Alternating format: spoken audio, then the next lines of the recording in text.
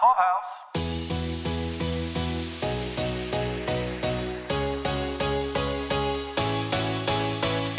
Welcome back to Pod Clubhouse's continuing coverage of cons and festivals in 2025. This is our pre-con, pre-hype, pre-excitement post for Comicpalooza 2025. This is Paul. This is Caroline. Paul, I know this is one of your favorite cons that comes to our area each year. When is it going to be this year? This year, Comicpalooza will be held from June 20th to June 22nd. There's a little bit of timing there to keep track of, though. Fridays and Sundays are kind of like half days. Friday, they open up the floor at 2, and they have programming that runs all the way to midnight. Saturday, they open at 10 in the morning, and they also run to midnight. But then Sunday, they open at 10, but close at 5. And where do they have this event? The same place that they have always had it, the George R. Brown Convention Center downtown, very near to the ballpark. You may end up using some of the same parking as you might use for the ballpark. And right across the street from Discovery Green.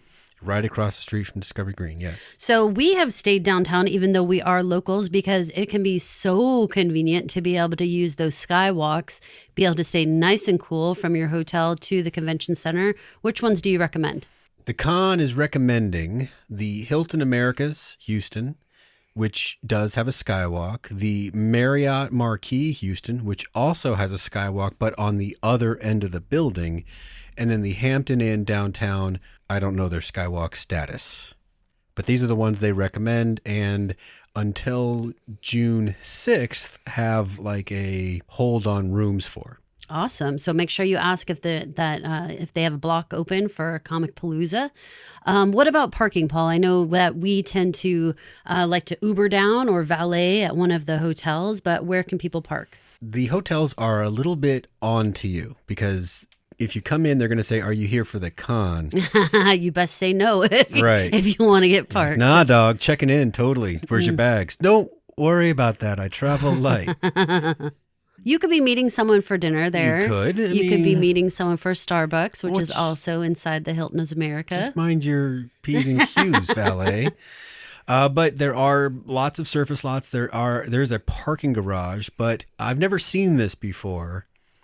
And this is something you might want to follow up on comicpalooza.com, but they offer prepaid parking spots through something called Spot Hero. Have you ever used this service before?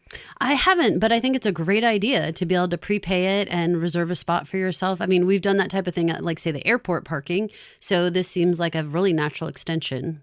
I'm not planning on staying downtown this time, so I'm probably going to look into that rather than struggling with having enough cash or finding out that this happens often, actually, finding out that the garage that I want to use is already full, or all these different problems that can happen. So prepaying seems like a great idea. It's smart. And anything you can take care of and have just like one less thing to have to deal with day of, I always recommend. So for those of you people who are saying like, wait a minute, what is Comicpalooza? Or I'm not really into comics. What's going on? You guys aren't a comic podcast necessarily, but guess what, you guys? Comicpalooza is so much more than that. It's a pop culture festival for collectors, anime fans, cosplayers, comic fans, and they have so many different celebrities that you can end up meeting that you may know them from a million different things other than just anime or comic books or something like that. I mean, it's truly pop culture festival. So talk to me a little bit about how much are we paying for tickets this year? It seems like the prices have gone up a smidge. I couldn't tell you the exact figure, but if you are an adult and they're calling, I think 13 and up is an adult, then that is going to run you $105 for just general access to the whole weekend, Friday through Sunday. If you want the VIP pass, which grants you basically there's two lines for the celebrity autographs. There's the everybody line, and then there's the VIP line. And if you're in the VIP line, it doesn't matter how many people are in the everybody line, they take that shorter line first. If you can afford it, I have to say that VIP pass really makes a big difference in terms of how long you're waiting, the amount of things that you can get to in a day because you're not having to wait in line as long. If you do find yourself doing the more basic pass, take that time in line to make sure you're eating something, drinking something, making a new friend, finding out about what other people are watching or collecting or whatnot, so that you feel like that time in line is not just like staring straight ahead. Like use it to your advantage. Use it to eat, to drink, get to know other people. What do the kids call that on the airplanes? Raw dogging? Don't raw dog. Don't raw dog the don't raw dog. lines. Just No, and like I said, I mean, use your time wisely. If you're going to be waiting in line, then make sure that you get yourself a drink or a snack or something before you hop in that long line. That way, you feel like you got something done while you're waiting. There are several other kinds of passes still available as of our recording today on the 5th of June that include special access to Star Wars panels or comic panels. There's also single day passes, which are much less expensive. If you're bringing along a small kid, like, a child. A small kid, like a child. That's really inexpensive. That's like $6 to just have your kid tag along and go to the Kidtopia experiences that they have available. Which is important to note. I mean, it is a family-friendly con. Not all are, and this one is. And so definitely feel free to bring the whole family. You're welcome to do that. One of the cool things I see coming up is this Hayden Christensen experience. What the what? Yeah, well, that gets you a picture with him, an autograph with him, and the VIP experience in terms of like getting the best seat for his panel. I don't think you're going to get like dinner with him, but you will get taken care of. It's a hefty price though. $800 is a really hefty price. However, maybe this is going to be an early Christmas present, a birthday present, a very special Father's Day gift, maybe a very special, very, very early or very late Mother's Day gift for that Hayden Christensen fan in your life. This is something that's very special. I haven't seen this being offered before, so this sounds really cool. Let's talk a little bit about the photography and the autographs that you can get with people. I know that every guest is priced a little bit differently. And if you guys go over to comicpalooza.com, you can see if your favorite celebrity requires a ticket purchase prior to your arrival. That's something that you guys really need to check out. It's very important to be prepared for this because some celebrities are going to accept cash at their booths. Some people are not. It's really important that you get some money before you get there. The ATMs actually run out of money. I know that sounds wild. You're probably thinking an ATM run out of money, but yeah, it happens. And I know a lot of us don't carry cash anymore. So please make sure you grab some cash before you go. If you're going to sign up for a picture, they're done in a cattle call type fashion, and the photographers will work you through the line very quickly though. If you've never taken a picture with a celebrity, Paul, do you have any tips or tricks for people? If you're physically able to move quickly and pick up on what the other people around you are doing in terms of pacing and just kind of understanding what you're there to do, just apply all those skills because this is not your moment to make best friends with Anakin Skywalker. This is your 5 seconds to stand next to him and smile and don't blink, because they're not taking more pictures if you mess up. Yeah, I would definitely say, I mean, you have a chance to say maybe one sentence. So if you have something very important to say, one sentence, guys. And that's how much time you'll have, because otherwise you'll have to get going. Now, we have 3 special needs kids. Sometimes moving fast is not a possibility. So just make sure that you let the staff around you know if you need some accommodation, and you can definitely get a little bit of extra. I'm not saying extra time with the celebrity, mind you, because I'm not trying to tell you that. But just in order to get you like comfortably in place for the photograph, just let people know if you need a little bit of extra help. So what celebrities should you be expecting this year? Well, this year they have some groupings, and then they have some single celebrities. The Star Wars grouping is they have Hayden Christensen, which, I mean, I can't even believe it. That's a pretty big one. He has hidden from the spotlight for so very long that I feel like now it's like it's a sighting. It's like, oh my God. Right. Yeah, and I mean, I've seen like TikToks or whatever of him on panels, and he answers questions that fans want to know. And even if it's nerdy stuff, like what was Anakin thinking in this moment, he'll answer funny. Like that. Even if it's nerdy stuff. I suspect most is going to be nerdy stuff. I encourage it. Please this is your time. Put on the biggest nerd hat you have and absolutely nerd out. So it's Hayden Christensen, Tamoira Morrison, who played Jango Fett in Attack of the Clones and then wound up playing every clone trooper after that. If it was a clone trooper in live action, it had his face. Wow. Yeah. And then he wound up playing Boba Fett in the Book of Boba Fett because he's a clone of himself, right? Oh my God. Alan Tudyk, who was the voice of K2SO and the motion capture, the on-set motion capture, he wore the stilts and bodysuit to be made over in computer graphics.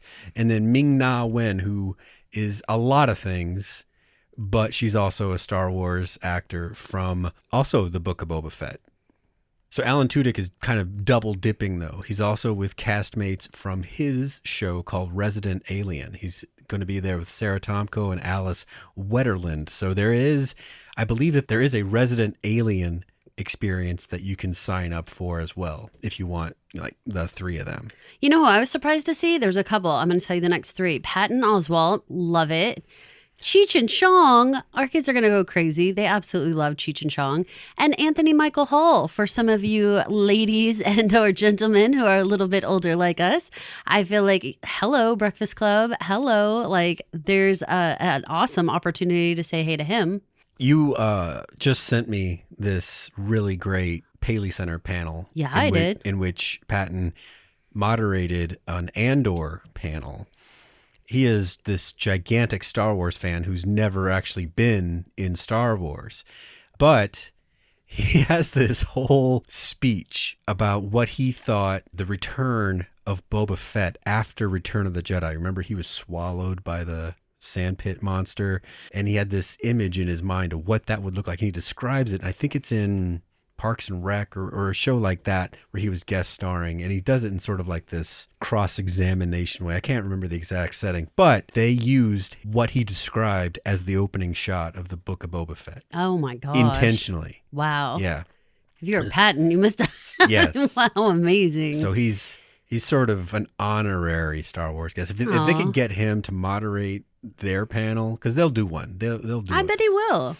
That would just be like a great synergy. Well, let's put that out there. We'll manifest it. And then some standalone, I'll call them, celebrities. Adam Savage from TV's Mythbusters, and then an actress named Alicia Witt, who you may not know off the top of your head, but you've seen her in a lot of stuff. She was in Sybil, and she's Sybil's daughter. Yep. She was a child actress. She was a piano prodigy when she was young. That's kind of how she got going in fame. She was in David Lynch's Dune. Ooh, Yeah. Okay. Well, there you go. Okay. So again, going back to the fact that this is not just about comics and TV shows or movies even, we got some wrestlers coming. You know, there's always going to be a few. And if I take the kids to our local comic shop at night, you know what they're watching while they're playing Magic or Pokemon? I'm going to go out on a limb and say wrestling. Wrestling is what they're watching. Cool. Yeah. And it's funny because it's mostly not wrestling. It's mostly the soap opera part. Oh, 100%. Yeah, of course. It's the make believe, right? That's what a lot of this. If you had to put a giant umbrella over the whole thing, it's make believe, right? Of all these things that we love. The three wrestlers appearing at Comicpalooza are going to be The Godfather, Victoria, and Tori Wilson. Very cool. So they're leaning female this year. I love it. Okay. So what about some anime guests? Anime guests. If I had to just make a bold judgment on the number of anime guests this year, I would say it's a potential that NostalgiaCon, that appears later in the year, pulled their guests. Okay. Because that one was so anime heavy, and this one used to be, and now there's four guests. Okay. So, well, who can we expect to see? James Cheek, Sean Schemmel, Keith Silverstein, and Spike Spencer. Now, I mean, of course, at the start of this, I said it's not just comic books, but hello, comic creators are huge here. Tell us a little bit of a couple of them who are coming. Joe Eisma, Carl Horn, and Mark Silvestri. Mark Silvestri, you can order a special pass to get special time with him, autographs and such. He dates back to kind of the resurgence of the X-Men in the Chris Claremont era. He was the artist where Chris was the writer. So he holds a special spot in a lot of people's a lot of Marvel fans' hearts. I love that. So I also understand that we're going to have some Battlestar Galactica. Yeah, this is interesting. Like, it's maybe my algorithm that feeds me these things, but there are these cons for like Star Wars actors, right? Hmm. But it's not the Harrison Fords. It's the people that played Red 3 or Sure. this bounty hunter. Well, not that these people are like that, but it's kind of like that, and it's bridging both the new series. I'm giving Caroline air quotes new because it's 20 years old now. That's painful. and the original series. So there's actors and actresses from 1978 and 2005 in this. Yeah, I think you'll find some recognizable faces there if you want to kind of round out your Battlestar collection. And the Battlestar like fan club is going to be there with some like nearly life-size Cylon ships and stuff like that. Wow. Yeah. That's very impressive. The other thing that Comicpalooza offers that not all do is some authors from various books. Give us a couple of those. The author offerings this year are more robust than they were last year. You might recall that they had just a few, whereas this year they have kind of two tiers. They have what they're going to call like their featured literature guests and then their local interests, I guess. So the three that are featured are Christopher Ruocchio, Andrea Stewart, and Paul Tremblay. Now, out of those three, I recognize Paul Tremblay the most. He writes scary books. Okay. He wrote a book that got turned into a movie, The Cabin at the End of the World. It had Dave Bautista in it. It was a M. Night Shyamalan movie. So, yeah. That's exciting. So that's kind of neat. That's very neat. Okay, so for some panels, we have a couple of ones that we have been sort of already peeping on a little bit. The Science of True Crime, I think, is very cool. World of Cooking by Kroger Chef Jr. How to Start an Anime Podcast. Adorable. Love it. Introduction to Medieval Dance, y'all. And, of course, always celebrity panels. Tell me a little bit about some special attractions, Paul, that you might want to highlight. Before I do that, I want to mention that Hayden Christensen's panel is Friday, and they don't do panels every day. So that's his panel, is my prediction. So don't miss it, people. All right. So the special attractions, they have the 13th floor haunted house experience. They just call it like a walkthrough experience. I don't know why they had to specify that, but that's what they're calling it. I assume it's just short, just like, woo, and then you're through. There's also LARPing. If you've ever wanted to wear your nerd flag like wide out in the open, you will get a chance to with a LARP group that is live action role play. You are acting the part to be your dragon slayer. There's a Final Fantasy VII photo op, so if you want to pick up the big giant iconic sword from the game. I always like the robotics area. I always think it's really cool. I end up standing there staring at them for a long time. That is cool. Usually NASA is part of that, but I didn't notice NASA in the lineup this year. What I did see was the Houston Public Library. That's my favorite. Was bringing their inflatable igloo planetarium. Yeah, they are. How freaking fun is that? I love it. The library is always the best, you guys. Then they've got the car show, the bike show, for the people that deck out their cars, wraps, they do the engines, they do the interiors. They put a lot of effort into making a car theme come alive. And then there's some, like I said, the Battlestar Galactica fan club and a Star Wars fan club that's bringing a full-size A-Wing fighter. That's amazing. I didn't notice if the 501st is going to be there. I did notice that there are going to be Star Wars fan groups, and the 501st is usually... They are usually there. The premier group. Well, that's something to absolutely keep your eyes peeled for. That is something to keep your eyes on, because they usually have a very nice, large area with sets where you can take pictures, people in character. It's usually pretty neat. So I'm very interested to see if I just missed something there. Okay, there's always a cosplay contest. And for that one, we want to give you a heads up that there's actually a form to fill out before you go. So make sure you get to the website and fill out that form. And there's always entertainment going on everywhere. Sometimes it is the complete pop-up, unplanned entertainment that can be the most fun. Do you remember the year that our kids started dancing with the girls who were dressed up? Yes, they were like anime maids. They were, but they were just doing a little dance. This is before the days of TikTok or anything like that. Yes, no, this was seriously like 15 years ago, and they were just doing like a little dance to the side with a little boombox. Our kids thought it was amazing. We have this a really adorable video of our middle kid who at about 6 years old, dressed in a Robin costume from Batman and Robin, dancing with these girls. And it's adorable. So don't shy away from those impromptu moments. Like definitely let your kids have a moment. Let yourself have a moment. If you want to dance with them, you dance with them. Take some pictures, have a good time, meet other con goers, because sometimes they have the best scuttlebutt about like where is something that maybe is a late ad, or maybe they just have a little tip for you. Also, you can find out like what are other people watching, what are they into these days, and it could turn you on to your next favorite thing. This is an opportunity for you to find your people. If you are someone in Houston that wants to write a book, but you can't find anybody else writing books in your area, well, guess what? You will be able to go to panel after panel of local authors and published authors saying how they did it, what they do, who they talk to.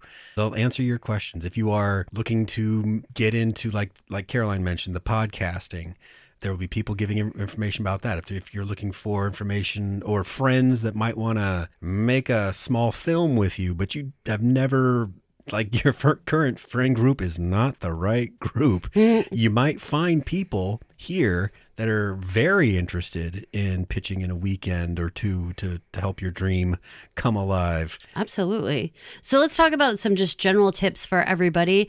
Definitely, you guys will be getting your steps in. So wear comfortable shoes. As much as it's, you might have a drive to look adorable, or you might want to like look super cool in your outfit.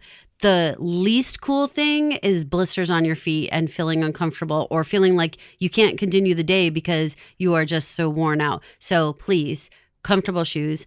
Comicpalooza is an all-day thing, so make sure you have a portable backup battery pack to recharge your phone. Make sure that if you have allergies, like our family does, make sure you have some snacks or snack options for yourself. Always have some cash on hand, because there are guests and exhibitors who only accept cash as the form of payment. In the section where we were talking about photos, it's important to just roll with whatever you find, because what Caroline just said is absolutely true. There are people that come to these events that feel like it's in their best financial interest to handle the money themselves. Yeah, and we understand. So just make sure you have options. Have a credit card with you, but also have some cash. Everybody enjoys shopping the floor and getting a chance to buy some really exciting handmade crafts, or checking out maybe a new book, or checking out some great art. Here's a tip. Make sure you bring some sort of like tote bag or something to be able to put your stuff in, because not everybody has a bag and you'll end up dragging stuff around. So a backpack's great. On their website, there is an acceptable list of criteria there for having a bag. So make sure you do that. But always more comfortable to have everything in a nice bag and not be trying to juggle it. There are a bunch of participating vendors on their exhibitors page, so you can plan ahead a little bit. Maybe you need to save your dollars between now and then to get something really exciting, so make sure you do that. If you decide to purchase a photograph, then you have to remember that you're going to have this loose piece of paper, and you need to think about how you're going to deal with that. One way is to purchase the protective sleeve that they have available on site.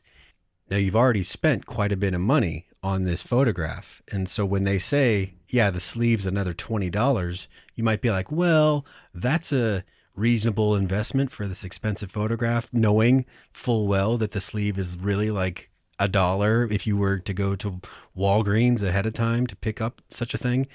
But just know that it's available at the site if you decide to buy it there. And it's super important. I mean, the last thing you want is some big scratch down your photo, or Yeah. or the corners are all bent and nasty. I mean, you'll be so sad. So it's an investment for sure, but consider it. You have an opportunity to buy ahead of time when it comes to pictures and autographs and things like that. So you can avoid long lines and lock in your photo or your autograph before they sell out. So if you're concerned about that, if this is your once in a lifetime person, do not make the mistake of waiting too long, because they will sell out. We have been in lines where unfortunately we were not prepared early enough and we didn't get what we wanted. And that can make for some very sad little faces. So buy ahead of time and just have that. You'll have the peace of mind to know you'll definitely get it. Also, download the app. It'll be your best friend during the show weekend. We always download the app of any festival or con that we're at. It's so important because panels get canceled. People get added, people get taken away, times changed, locations change. It is a living, breathing thing, a festival or a con, and they go through all types of changes throughout the weekend. So make sure you have that app and so you can stay up to date. That's the only way that you'll be able to see what is going on at any given time so that you can make an educated guess about what you want to go spend your time doing and whether or not you need to get in line and potentially miss something else because you'd rather be sure to get a good seat in this other thing. Mm-hmm. Well, that might mean standing in line for an hour. Right. Here's the other thing that's really important. Take a look at what is coming up. What are the panels? What are the things you want to prioritize? Because I like to look at it on a big spreadsheet, because I feel like there's times when it seems like I can make it from one panel to something else. And then when I really look at it and I really compare on the map and everything, I'm like, okay, I'm not going to actually make it. So what are your priorities? Pick your top 3 for every day. Make sure you get those, and then have like a nice to have list. Exactly, because you may not get into your primary choice and then you need to hurry up and come up with plan B. Well, if you already have it selected, then you can just be that much quicker. Exactly. It's like being in an airport and they cancel your flight. Just be aware of what other choices there are so you can be the first one in line. All right, when it comes to cosplay, there's a few things to keep in mind. If you are planning on cosplaying, there's going to be a weapons check. If your costume uses any kind of sword, gun, whatever, they're going to have someone check it. But if you are not cosplaying, but you enjoy what cosplayers do and want to take pictures with them, you should not assume that just because they wore whatever they wore, that they are ready, willing, and able to take pictures just all the time. Yeah, and that's really important because people are cosplaying for themselves. They're not there for your entertainment. So remember that. Consent's super important. Don't go up and grab someone around the waist and just start taking a selfie. They may not want a picture of themselves. This might be something that they've come to do for themselves, and they're not interested in there being public photographs of themselves out there. And don't sneak a picture. It's creepy. It's very creepy. And especially, and I'm going to say this like real clearly, especially to me, if it's a woman who is dressed in an outfit that may be a little bit less coverage, you very much need to ask if that's okay, because again, they're willing to be there in person as they are. They're not necessarily willing to have their photograph splashed all over a website or out on the internet in general. So ask first. 90% of the time, the person's going to be very friendly, very willing to take that photograph with you.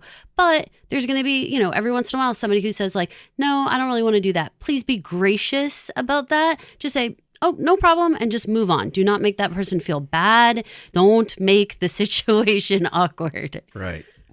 No one wants to, have their cosplay ruined because they decided to eat a hot dog, and then that's the picture that gets on Instagram. Yeah, and all of us understand that. Man, stuff on the internet is forever, and if you just want to have a good time that day dressed up with your friends, you should be able to do that without being all over the internet. I mean, be creative, and you don't need to be amazing either. It's like a couple years ago, I found this couple that had come as, this is very esoteric, but you'll get it. It was a man and his wife that had come as Big Vivi and Little Vivi. Oh my gosh, I love that. If you're a Grey Gardens lover like I am, you will love that. Well, but that is so niche. I mean, that is super so niche. like one of those things where very few people would know what in the world you're talking about. It's a mockumentary about a documentary. That is even very, very much niche. So yeah, I mean, hello, we're nerds too. But I mean, that's the kind of cool thing that you can see. And, you know, again, feel free to ask questions and, you know, inquire about who they're dressed as and stuff, but be respectful. So if somebody is eating lunch, if somebody's obviously mid-conversation with a friend, don't encourage your kids to go yank on their costume. Don't be like in their faces. And if they say no, it's no, and move on and be respectful. Make sure that you're tagging Comicpalooza on your social media so that you can be featured on one of their channels, or for the rest of us to be able to find you. We want to see your cool pictures too. We want to exchange. And if everybody's hashtagging Comicpalooza, we will have an opportunity to see each other's stuff. So please do that. Also, if you have questions about being a part of a podcast, although they have panels there, we are Pod Clubhouse, and we would be so happy to talk to you about that. So if you happen to see Paul around and you recognize his voice or whatnot, and maybe he'll give you one of his business cards, come and chat with us, because Paul will be doing some recording. He'll be doing some, you know, photography.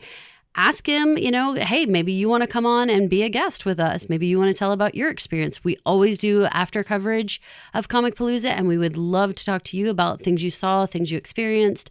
Super fun. Like last year, we interviewed the creators of Blind Sense, an app from D404 Games that was designed to allow blind people, but anybody that needed some assistance in playing Dungeons and Dragons. Very cool. Very cool. Again, we have 3 special needs kids, so stuff like that really sticks out to us. But honestly, you can have 1,000 reasons why you need a little bit of an accommodation, and that was a really cool group to talk to. You can go back and listen to our coverage on podclubhouse.com. You can go check out that coverage and all of our coverage for cons and festivals. On iTunes, Spotify, or most mainstream pod catchers. If you like this podcast, our Press Pass podcast, please subscribe to it and consider subscribing to any and all other Pod Clubhouse podcasts. And it would be very helpful if you left us a 5-star rating and a comment in the review area so that other people will be able to find the podcast easier in the future. Thanks a lot. Thanks for listening. Thank you for listening. This has been an original Pod Clubhouse production. Pod Clubhouse is a podcast network dedicated to encouraging collaboration among podcasters and friends to bring a fresh voice and diverse perspective on a wide array of content. Please visit and leave a comment for us at podclubhouse.com. Rate, review, and subscribe to our podcast feeds on Apple Podcasts. Follow us on Twitter, Instagram, and Facebook. You can find us at Pod Clubhouse. Our DMs are always open, and we'd love to hear from you. Pod Clubhouse.